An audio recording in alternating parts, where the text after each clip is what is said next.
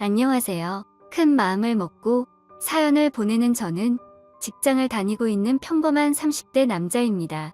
제가 오늘 사연을 보내게 된 이유는 얼마 전 오랫동안 알고 지내온 형님의 집들이에 초대받아서 놀러갔을 때의 이야기를 해보려고 사연을 보내게 되었는데요.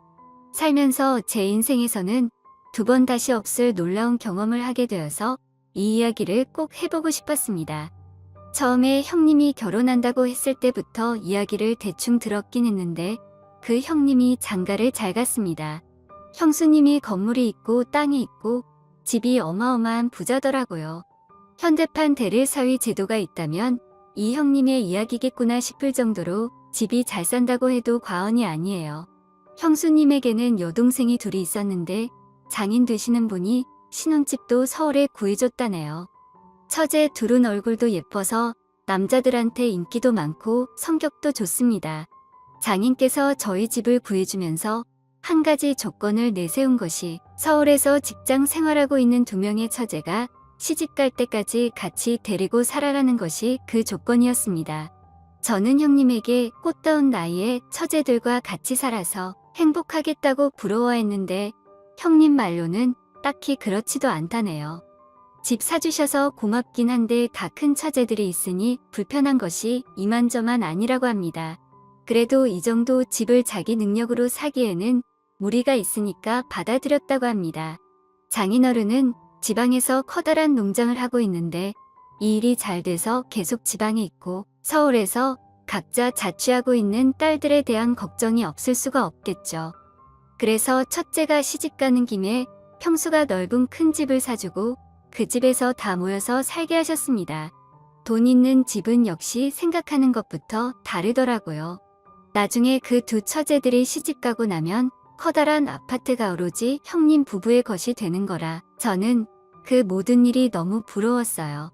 돈 많은 집에 장가 가니까 집이 저절로 생기는구나 싶었습니다. 아무리 처제 두 명이 있다고 해도 집이 워낙 크니까 사실 그다지 신경 쓸 게 많을 것 같지는 않았어요. 저라면 그냥 살 수 있을 것 같네요. 아무튼 얼마 전 결혼식을 마치고 신혼집에서 집들이를 한다고 저를 초대했어요. 회사 동료나 다른 지인들과는 이미 따로 집들이를 했고 저와는 조금 각별한 사이니까 따로 불러 집에서 술이나 한 잔 마시자는 뜻이었죠. 집이 정말 넓고 좋았고 서울에 이런 전망 좋은 아파트는 제 평생 못 가져볼 것 같았어요. 아파트 입구에서부터 좋은 집이라는 게 딱 티가 나던데 안에 들어가 보니까 훨씬 더 좋더라고요. 음식은 배달 음식으로 여러 가지 시켜놓고 형님 부부와 술을 마셨습니다. 시간이 조금 지나자 외출하고 돌아오는지 두 처제가 집으로 들어왔어요. 처제들 나이도 20대 중반 정도였기 때문에 저랑 나이대도 비슷하고 다 같이 모여서 술 마시면서 놀기로 했습니다. 피곤하다고 투정 부려도 결국 자리에 앉아서 결국 먹게 됐습니다. 좋은 집에서 예쁜 여자들과 술을 마시니까 기분이 정말 좋더라고요. 평소보다 주량도 살짝 오버했고 저뿐만 아니라 다들 많이 취했어요. 시간도 너무 늦었고 이제 슬슬 일어나서 집에 가려고 했는데 형님께서 새벽 시간인데 그냥 자고 내일 아침에 해장하고 가라면서 끝까지 저를 못 가게 말리더라고요. 집안에 젊은 여자들이 셋이나 있는데 제가 눈치 없이 자고 가도 괜찮은 건지 몰라서 눈치만 보고 있었는데 형수님과 처제들 모두 자고 가라면서 붙들었어요. 방은 모두 처제들이 하나씩 쓰고 있었고 형님께서 소파에 이불 깔아주면서 좀 불편하겠지만 해 뜰 때까지 몇 시간만 자고 아침에 해장하고 가라 라고 하셔서 그냥 그렇게 하기로 했습니다. 형님이 갈아입으라고 티셔츠랑 반바지도 내어주셔서 대충 세수하고 편한 옷으로 갈아입고 나왔는데 다른 사람들은 다들 자고 있는지 방에 들어가 있었고 그 집의 둘째 처제가 거실 소파에서 자고 있더라고요. 아까 제가 씻으러 화장실에 들어가기 전에는 자기 방에 있었는데 왜 갑자기 거실에 나와서 이러고 있는 건지 도무지 알 수 없었습니다. 그렇다고 제가 그 처제의 방으로 들어가 자기에는 그것도 실례잖아요.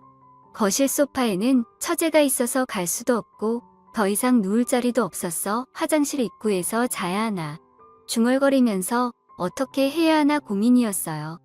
둘째 처제는 조금 전까지 저랑 이야기도 할 정도로 인사불성으로 취한 상태가 아니었는데 왜 거실에서 자고 있는 건지 생각하다가 혹시 둘째 처제가 저를 가지고 장난을 하는 게 아닌가 싶어서 못되게 받아쳐줄까 싶은 생각이 들다가도 형님 생각하니 형님네 집이고 제가 실수라도 했다가는 큰일 날 것 같아서 괜히 딴 생각하지 말자고 스스로에게 다짐을 했어요. 떨리는 마음을 속으로 감추고 잠들어 있는 처제를 깨워서 방으로 들여보내자고 생각했죠. 저기요, 정신 차리고 방에 들어가서 자요. 자고 있는 그녀의 귀에 대고 몇 번 이야기했는데 반응이 없더라고요. 거실에 불도 꺼져 있어서 귀에 가까이 대고 이야기하다 보니 저도 모르게 그녀의 귀에다 입을 맞추고 말았습니다.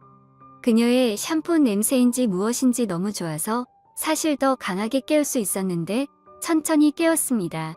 아무튼 몇 번이나 그렇게 깨웠는데 아무런 반응도 없길래 조금 더 적극적으로 그녀의 몸을 흔들었는데 그녀가 갑자기 얼굴을 제 쪽으로 돌리면서 눈을 슬며시 뜨더라고요. 처음부터 잠을 안 자고 자는 척을 하고 있던 것 같았어요.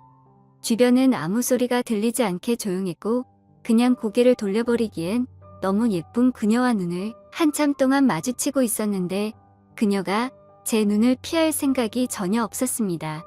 이건 확실하게 나에게 보내는 신호라고 생각하고 그녀에게 천천히 다가갔어요.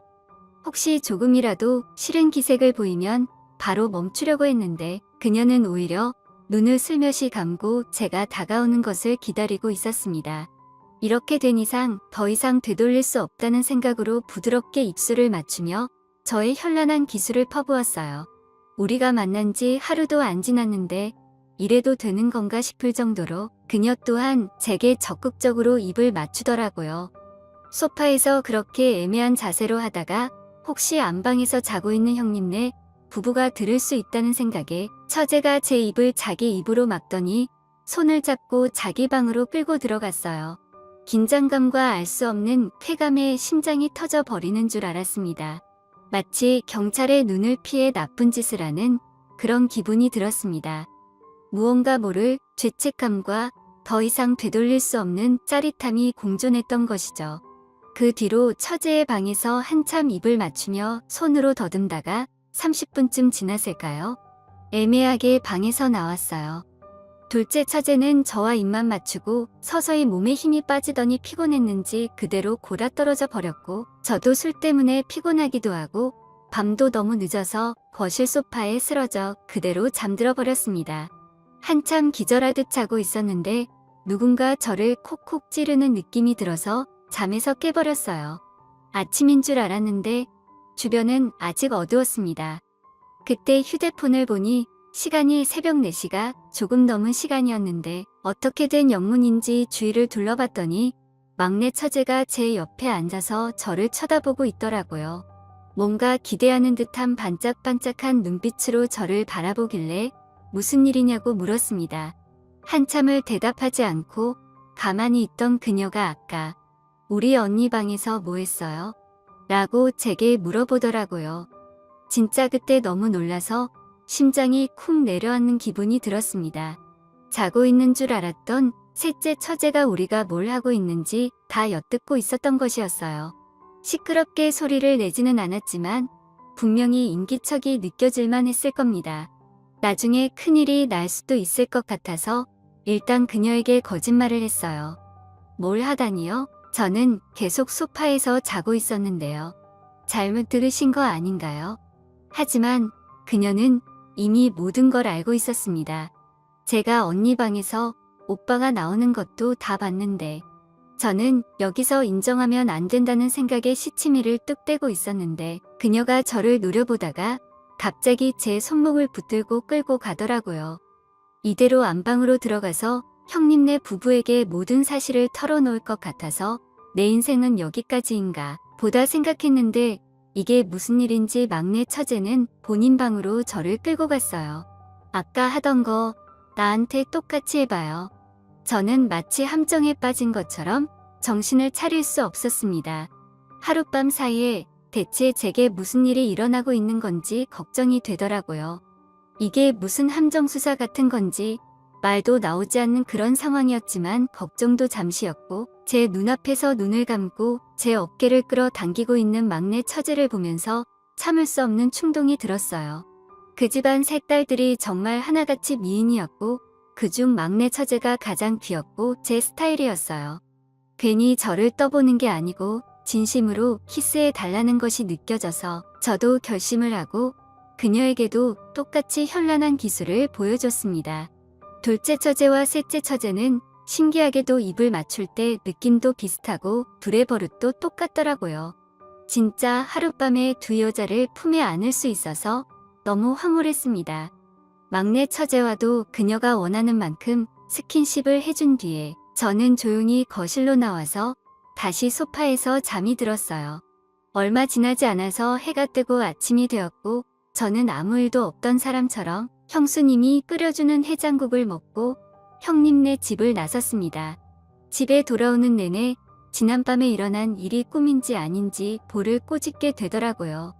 물론 제가 그 두 사람과 사귀는 건 아니었지만 앞으로 형님네 집에 언제든지 또 놀러가서 만나고 싶었습니다. 지금 다시 생각해도 정말이지 최고의 집들이가 아니었나 싶어요. 근데 둘이서 저의 얘기를 하지 않을까 걱정이 되기도 하네요. 아무튼 형님에게 잘해드려야 앞으로 그 집에 자주 들어갈 수 있겠다는 생각이 들었어요. 몇 번 처제들을 더 만나다 보면 관계가 깊어지고 저도 그 집안에 사위로 들어갈 수 있지 않겠습니까? 그때가 되면 둘 중에 한 명만 선택해야 한다는 게 벌써부터 마음이 아프네요. 저는 욕심쟁이인가 봅니다.